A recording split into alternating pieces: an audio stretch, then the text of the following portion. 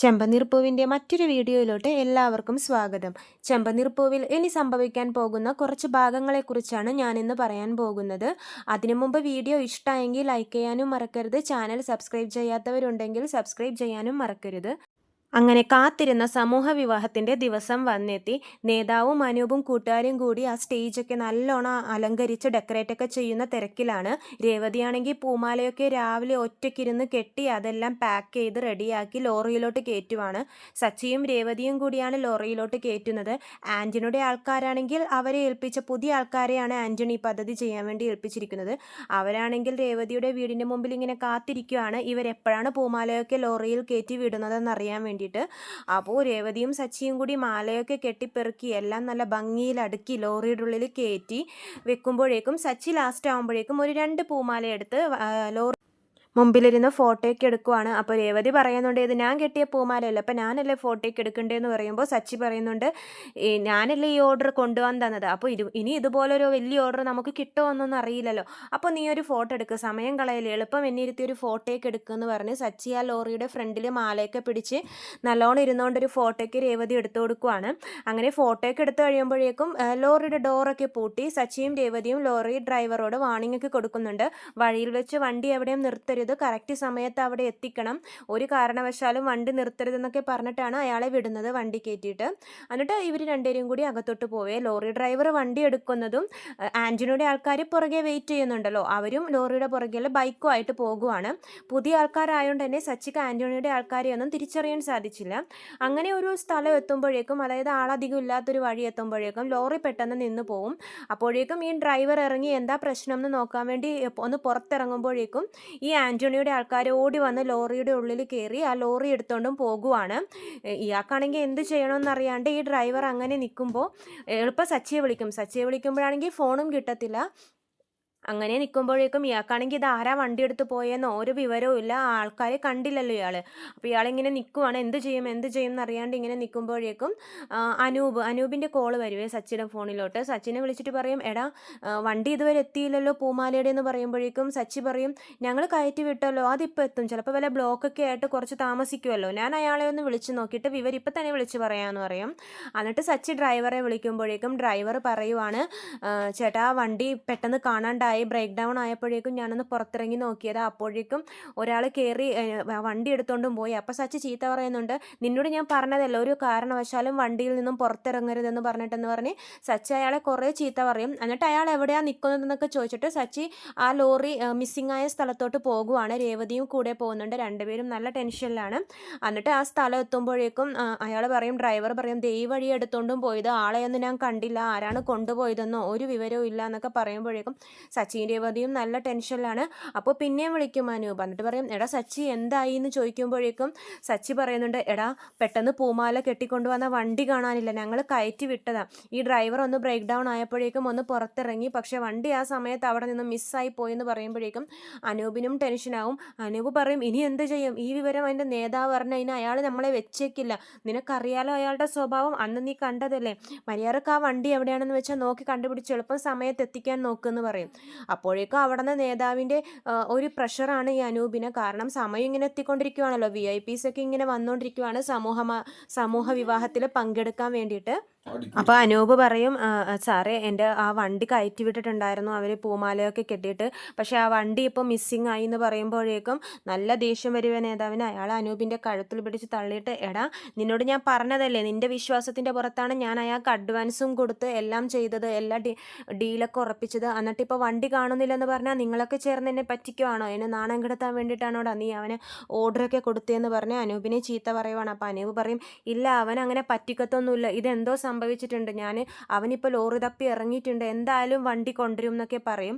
അപ്പോഴേക്കും ഈ നേതാവ് സച്ചിയുടെ ഫോണിലോട്ട് നമ്പർ എടുത്ത് വിളിക്കുവാണ്. എന്നിട്ട് പറയും, എടാ സച്ചി നീ ആരാണെന്നൊന്നും എനിക്കറിയത്തില്ല, പക്ഷേ ഈ അനൂപിൻ്റെ വിശ്വാസത്തിൻ്റെ പുറത്താണ് ഞാൻ നിനക്ക് ഈ ഓഫർ ഇത്രയും വലിയൊരു ഇത് തന്നത്, അത് നീ ആരാണെന്ന് എനിക്കിപ്പം മനസ്സിലായി, നീ എൻ്റെ എതിർപ്പാർട്ടിക്കാരനല്ലേ, അവരെൻ്റെ ഈ ചടങ്ങ് ഞാൻ നടത്തുന്ന ഈ വലിയൊരു വിവാഹം കൊളമാക്കാൻ വേണ്ടിയിട്ടല്ലേ, നിനക്ക് എത്ര രൂപയ്ക്കാണ് നിന്നെ കൊട്ടേഷൻ എടുത്തതെന്നൊക്കെ ചോദിക്കുമ്പോഴേക്കും സച്ചി പറയുന്നുണ്ട്, അയ്യോ ഞാൻ അങ്ങനത്തെ ആളല്ല, വേറെ വേറെ പാർട്ടിയിലെ ആളൊന്നല്ല, ഞങ്ങൾ പൂമാലയൊക്കെ കയറ്റി വിട്ടതാണ്. പക്ഷെ വണ്ടി ഇപ്പോൾ ഇടയിൽ വെച്ച് മിസ്സിങ് ആയി.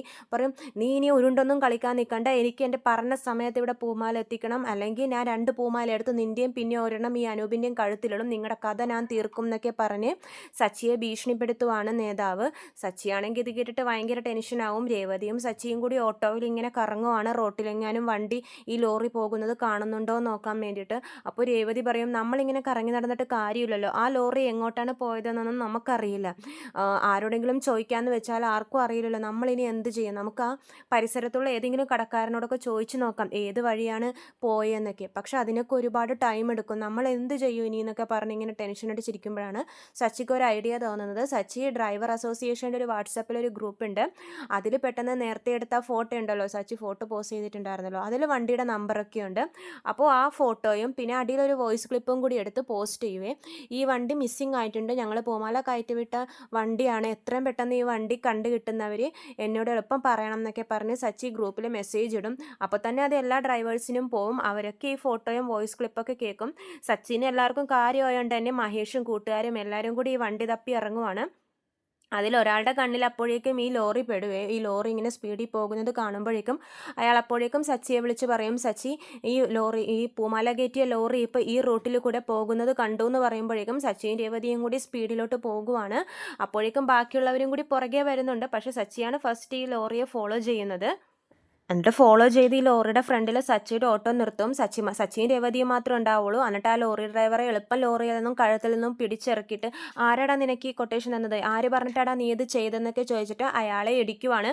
പക്ഷെ അയാൾ ആരാണ് ചെയ്തതെന്നോ എന്തിനാണ് ചെയ്തതെന്നോ ഒന്നും പറയുന്നില്ല. അയാൾ സച്ചിയെ തള്ളിയിട്ട് ഓടാൻ ശ്രമിക്കുമ്പോഴേക്കും അയാളുടെ ബാക്കി ഫ്രണ്ട്സൊക്കെ കൂടി വന്ന് ലോറി എടുത്ത് പോകാൻ നോക്കും. അങ്ങനെ അവിടെ ഭയങ്കര ഒരു ഫൈറ്റ് നടക്കുവാണ്. അപ്പോഴേക്കും നമ്മുടെ മഹേഷും കൂട്ടുകാരും സച്ചിയുടെ കുറേ കൂട്ടുകാരൊക്കെ അവിടെ എത്തും.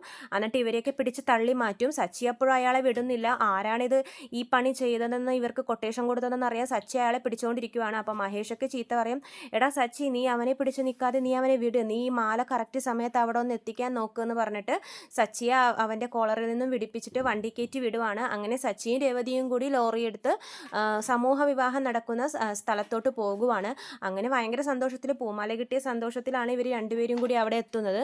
അവിടെ എത്തുമ്പോഴേക്കും ആ നേതാവ് അവിടെ പുറത്ത് നിൽപ്പുണ്ടാവുകയെ. അയാൾ അനൂപിനെ ഒരു പരിവാക്കിയിട്ട് അവിടെ ഇട്ടിരിക്കുവാണ്, തല്ലി ചതച്ചൊക്കെ ഇട്ടിരിക്കുവാണ്. ഇത് കാണുമ്പോഴേക്കും സച്ചിക്ക് ഭയങ്കര സങ്കടവും. എന്നിട്ട് സച്ചി ലോറിയിൽ നിന്ന് ഇറങ്ങുന്നതും നേതാവ് വന്ന് സച്ചിയുടെ കോളറൊക്കെ പിടിച്ചിട്ട് പറയും, എടാ ഇവനെ കൊണ്ട് ആ സ്റ്റേജിൻ്റെ ബാക്കിൽ കെട്ട്, നമുക്ക് ഈ പരിപാടി കഴിഞ്ഞിട്ട് ഇവൻ്റെ ബാക്കി കാര്യങ്ങൾ നോക്കാം, ഇവൻ ഏത് പാർട്ടിക്കാരാണ് ഇങ്ങനെ ചെയ്യാൻ പറഞ്ഞു വിട്ടതെന്നൊക്കെ നമുക്ക് അറിയണ്ടേന്നൊക്കെ പറഞ്ഞ് ചീത്ത പറയുവാണ്. അപ്പോൾ രേവതിയും സച്ചിയും പറയുന്നുണ്ട്, അയ്യോ ഒരു പാർട്ടിക്കാരുമല്ല, ഞങ്ങൾ അങ്ങനത്തെ ആൾക്കാരല്ല, ഞങ്ങൾ പൂമാലയൊക്കെ കറക്റ്റ് സമയത്ത് കയറ്റി വിട്ടതാണെന്നൊക്കെ പറയുമ്പോൾ നേതാവ് ഒന്നും കേൾക്കുന്നില്ല. പിന്നെ നിങ്ങളൊന്നും പറയണ്ട, ഞാൻ വിളിച്ച് ഭീഷണിപ്പെടുത്തിയത് കൊണ്ട് നീ ഇപ്പം ഇങ്ങനെ പൂമാല കറക്റ്റ് സമയത്ത് എത്തിച്ചു, നിനക്ക് ആരാ കൊട്ടേഷൻ തന്നതെന്ന് അറിയാണ്ട് നിന്നെ ഞാൻ വിടില്ല എന്നൊക്കെ പറഞ്ഞ് ഭയങ്കര പ്രശ്നം നടക്കുവാണ്. അപ്പോൾ രേവതിയൊക്കെ ഫോണിലെടുത്ത് ഫോട്ടോസൊക്കെ കാണിച്ചെടുക്കും. ഇത് കണ്ടോ, ഞങ്ങൾ എല്ലാവരും കൂടി ചേർന്ന് പൂമാല കെട്ടുന്ന ഫോട്ടോസാണ്, ഇത്രയും കഷ്ടപ്പെട്ട് ഞങ്ങൾ പൂമാല കെട്ടിയിട്ട് അത് നമ്മൾ കൊടുത്തു വിടാണ്ടിരിക്കുമോ, നമ്മൾ രാവിലെ തന്നെ കൊടുത്തു വിട്ട്, പക്ഷെ പകുതിക്ക് വഴിക്ക് വെച്ചിട്ട് ഈ വണ്ടി മിസ്സിങ് ആയത് എന്താണെന്നോ ആരാണെന്നോ ഇത് കൊണ്ടുപോയതെന്നൊന്നും നമുക്കറിയില്ല എന്ന് രേവതി പറയുവാണ്. അപ്പോൾ ഫോട്ടോസൊക്കെ കാണുമ്പോൾ നേതാവിനും മനസ്സിലാവും, കാരണം ഇത്രയും കഷ്ടപ്പെട്ട് പൂ കിട്ടിയിട്ട് ഇവരങ്ങനെ മിസ്സിങ് ആക്കില്ലല്ലോ. അപ്പോൾ അയാൾ വിചാരിക്കും, സോറി ചിലപ്പോൾ എൻ്റെ എതിർ പാർട്ടിക്കാരുടെ പണിയായിരിക്കും ഇത്, എന്നോട് ക്ഷമിക്കും, ഞാൻ ആ ടെൻഷനിലൊക്കെ ചെയ്തു പോയതാന്ന് പറഞ്ഞിട്ട് സച്ചിയോട് മാപ്പൊക്കെ ചോദിക്കുന്നുണ്ട്. അപ്പോൾ സച്ചി പറയും, അയ്യോ അതൊന്നും കുഴപ്പമില്ല, ഞങ്ങൾക്ക് മനസ്സിലാവും സാറിൻ്റെ സിറ്റുവേഷൻ എന്നൊക്കെ പറഞ്ഞിട്ട് സച്ചിയും ഇതാവുന്നുണ്ട്. അപ്പോഴേക്കും നേതാവ് എന്ത് ചെയ്യുമെന്ന് വെച്ചാൽ പൈസ എടുത്തിട്ട് ഇതാ ഞങ്ങൾ പറഞ്ഞ കാശ് ഇത് നിങ്ങൾക്കെന്ന് പറഞ്ഞിട്ട് സച്ചിക്ക് രേവതിക്കും കൊടുക്കുവാണ്.